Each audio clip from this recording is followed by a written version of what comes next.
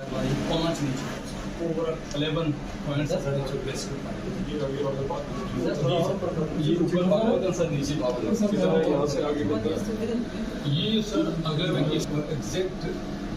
हमारी तरफ से नीचे पावर नगर जी सर ये मिंजराबाद तो वो सारे लोग मिंजराबाद जा रहे थे इस जगह और क्रॉस कहाँ से कर रहे थे यही से सर ये द्रास से सर मिला नहीं अभी तक नहीं मिला और ये सर हमने ये एक्सटेंट फेस किए 194 की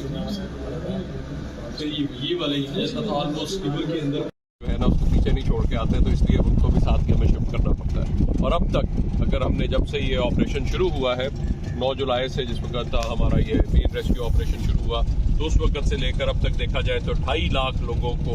हम जिसमें एवैक्यूएशन भी की है, ट्रांसपोर्टेशन भी है और जानवरों को भी जो है हमने शिफ्ट किया है। मैं लोगों से लेकिन ये अपील करूँगा कि ये इस वक्त जितना पानी आया है ये आगे से लेते रहे